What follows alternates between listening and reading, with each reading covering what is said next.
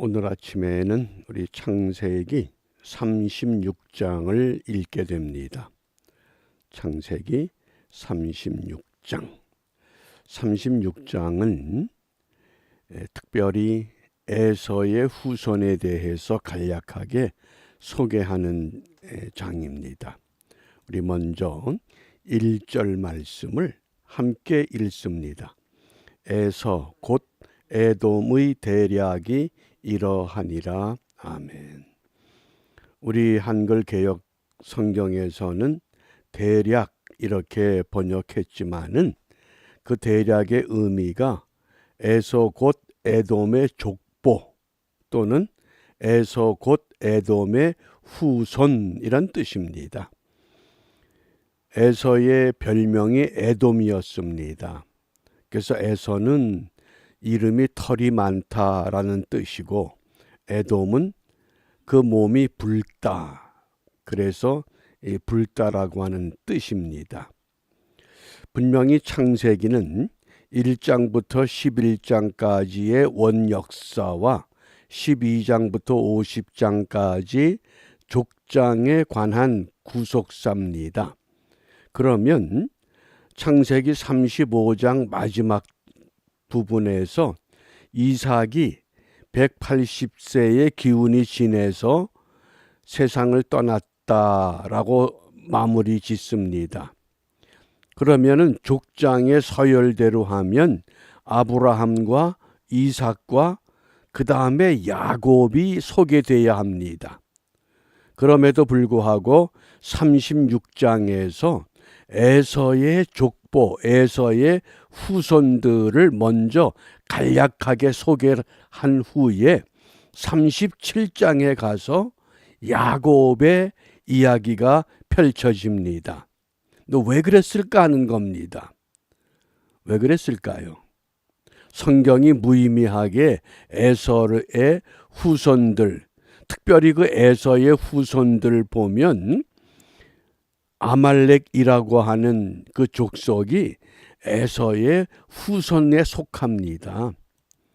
그 대략 그 에서의 이 족보를 보면 이삭과 리브가에서 쌍둥이 에서와 야곱이 태어났는데 에서가 형이었잖아요.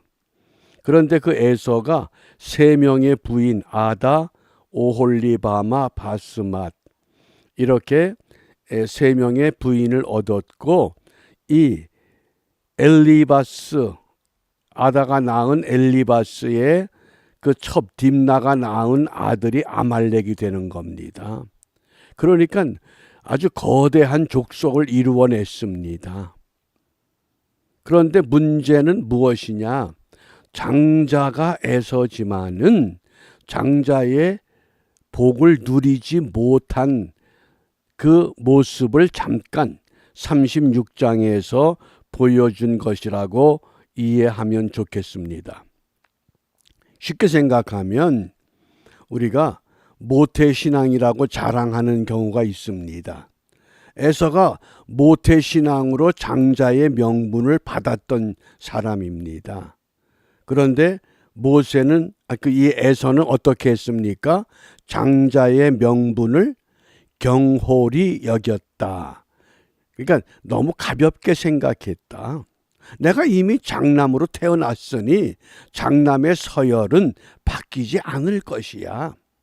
그것이 경홀히 생각하는 모습입니다.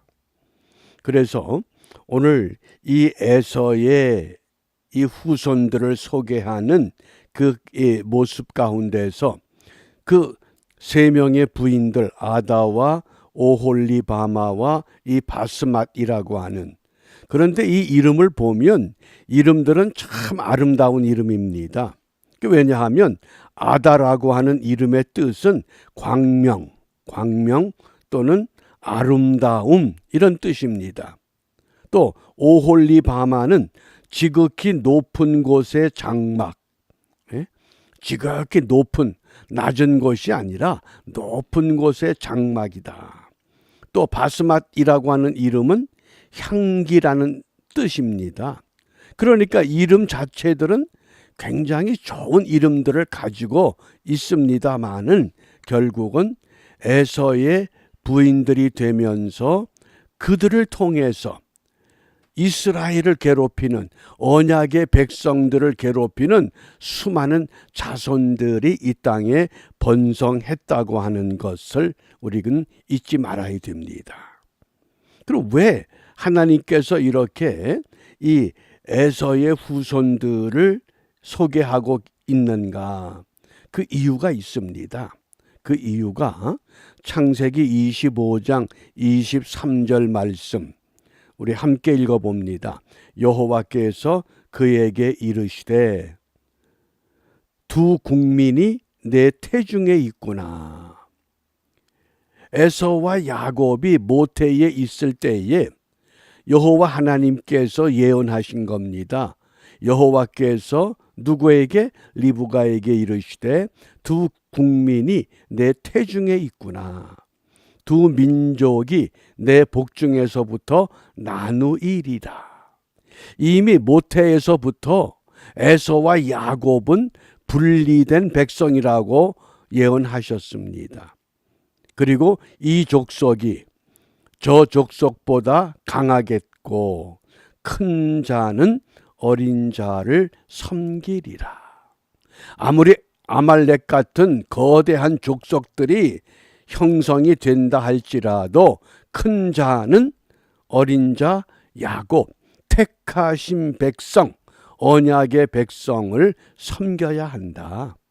그러므로 그들이 거대한 후손들을 거느렸다 할지라도 하나님께서 그들에게도 복을 명하셨기 때문에 그들이 복을 받은 것처럼 보이지만은 그들 결국은 섬겨야 되는, 이스라엘 야곱을 섬기는 자가 되어야 한다는 것을 분명하게 말씀을 하십니다. 그렇기 때문에 우리가 신앙생활하면서 이 모태신앙이라고 하는 것이 바른 길로 계속해서 전진하면 유익함이 더 있을 수 있지만 그것 때문에 그 껍데기, 그 명분을 경홀히 여긴다 그러면 아무런 도움되지 않는다고 하는 것. 그것이 에서가 장자이면서도 장자의 권리와 복을 누리지 못하는 이 안타까움을 우리가 말씀을 통해서 다시 깨닫게 되는 겁니다.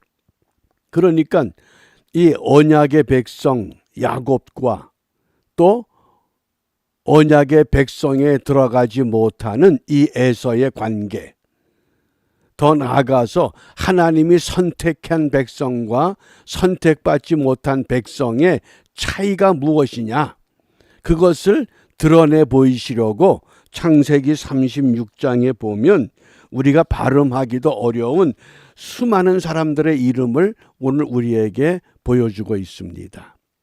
그러므로 그들의 이름이 성경책에 올라 있다고 해서 축복이 아니라 그들이 어떠한 후손인가, 누구의 후손인가, 우리가 이것을 좀 더 분명하게 마음에 새겨야 합니다. 그러기 위해서 오늘 이 에서가 어떻게 했느냐, 8절에 보면 이에 에서 곧 에돔이 어디에 거한다고 그랬습니까? 세일산에 거한다. 이건 이방 땅입니다. 약속의 땅에 머물다가 소유가 너무 많아졌습니다. 너무 많다 보니까 목초지가 적습니다. 그래서 찾아간 곳이 세일산입니다. 그런데 그 세일산이라고 하는 지명의 뜻은 험한 산, 그런 뜻입니다. 그래서 모세는 신명기 2장 5절에서 어떻게 말씀했느냐, 내가 세일산을 에서에게 기업으로 주었다.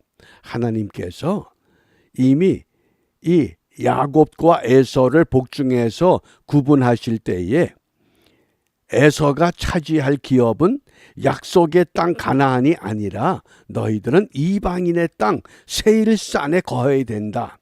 그 말씀이 신명기 2장 5절, 또 여호수아 24장 4절, 32장 3절에 반복해서 강조합니다. 그러니까 우리가 세일산을 기억하면 반드시 시온산을 기억하셔야 됩니다. 시온산은 야곱의 후손들이 거주하는 언약의 땅에 속한 산이라고 하면, 세일산은 선택받지 못한 이 에서의 후손들, 세일 이 산에 거하게 된다고 하는 것. 그러니까 아무리 거대한 민족이 됐고 아무리 그 험한 산을 싸워서 빼앗을 정도의 막강한 힘을 갖는다 할지라도 무엇입니까? 하나님의 약속에 들어오지 못한 것, 그것은 축복이 될 수 없다고 하는 것을 오늘 우리에게 말씀하십니다. 그러므로 이 에서의 세 가지 실수, 창세기에 나타났던 세 가지 실수가, 첫 번째는 25장 34절에 장자권을 경홀히 소홀히 여겼다. 생각 없이 살았다, 그 뜻입니다. 생각 없이 말하고 생각 없이 행동하고 생각 없이 습관대로 살아가는 것, 그것이 에서의 치명적인 실수였습니다. 그 다음에 두 번째 실수가 26장 34절에 이방 여인들을 아내로 맞이한 겁니다. 아다와 오홀리바마와 바스맛이라고 하는 이방 여자들을 아내로 불러들였습니다. 또 오늘 36장 6절에서는 세일산으로 갔습니다. 약속의 땅을 버리고 세일산으로 이방 땅을 선택했다고 하는 것, 그것이 에서의 실수였다고 하면, 우리는 이 에서의 거울을 통해서 우리가 이와 같은 실수를 범하지 않기 위해서 우리는 준비하고 바른 기도가 필요합니다. 그러면 무엇을 기도하겠습니까? 갈라디아서 3장 3절에 너희가 이같이 어리석으냐, 성령으로 시작하였다가 이제는 육체로 마치겠느냐. 어떻습니까? 믿음으로 시작했다가 세속적인 것으로 끝나겠느냐, 성령으로 시작했다가 육체로 마치겠느냐. 아무리 모태신앙이면 뭐합니까? 모태신앙다운 삶을, 모태신앙의 그 전통을 이어받지 못하면 에서와 같은 모습으로 무너질 수밖에 없다고 하는 말씀입니다. 그러므로 우리가 이 아침 시간에 성령의 열매를 맺는 삶을 위해서 우리가 다짐하고 기도해야 합니다. 성령의 이 9가지, 그 갈라디아서 5장 22절 23절의 그 말씀, 오직 성령의 열매는, 그리고 사랑, 희락, 화평, 온유, 절제, 인내, 그러면서 이 9가지의 열매들을 오늘 우리에게 말씀을 합니다. 이 열매를 맺기 위해서 바울은 무엇을 강조했느냐? 너희가 너희들 몸에 예수의 흔적을 지니고 살아야 된다.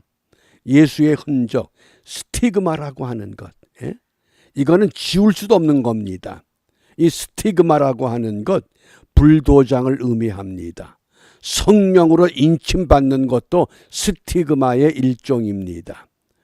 과거에 그 목축을 하던 이 목장 주인들이 자기의 짐승을 내 것이라고 표시하기 위해서 시뻘겋게 달구어진 그 불도장을 짐승의 몸에다가 새겨버리는 겁니다. 그게 스티그마입니다. 내 몸에 예수의 흔적이 있을 때 그 흔적을 통해서 우리는 이 세상 어디를 가든지 하나님의 거룩한 백성답게 성령의 열매를 맺는 믿음의 길을 바르게 걸어갈 수 있습니다. 어제 그 맨하탄의 팀 켈러 목사님이 임종하시기 직전에 유언으로 남긴 말이 우리에게 큰 위로가 되고 도움이 됩니다. 나에게는 떠나는 것에 조금도 거리낌이 없다. 예수님 나를 받아주시옵소서. 이게 마지막 유언이라고 그럽니다. 어떻습니까? 우리가 언제 어느 때 주님의 부름을 받든지 주님 앞에 가는 것에 거리낌이 없는 믿음의 생활, 오늘 결단하시고 이러한 삶에 우리 모두 헌신하여 주님 앞에 부끄러움이 없는 믿음의 사람으로 든든하게 세워지는 은총의 하루가 되시기를 주님의 이름으로 축복합니다. 기도하겠습니다. 전능하신 아버지 하나님, 에서와 야곱을 통하여 택함을 받은 자와 택함을 받지 못한 자의 분명한 차이가 무엇인가를 오늘 창세기 36장의 말씀을 통해 우리에게 들려주셨습니다.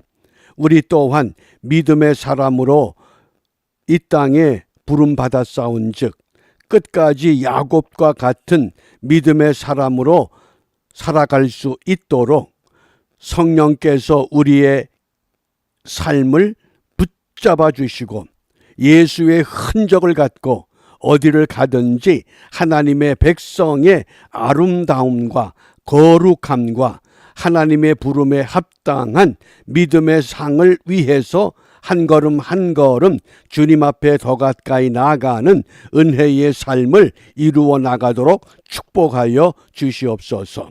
이러한 은혜가 오늘도 우리 모두에게 임하게 하시고 이러한 믿음으로 준비하였다가 내일 거룩한 주일 함께 모여 예배할 때 하나님이 예비하신 그 하늘의 신령한 것들 남김없이 우리의 삶 속에 적용하는 일에 승리하는 우리 모두가 되도록 축복하여 주시옵소서. 예수님 이름으로 기도합니다. 아멘.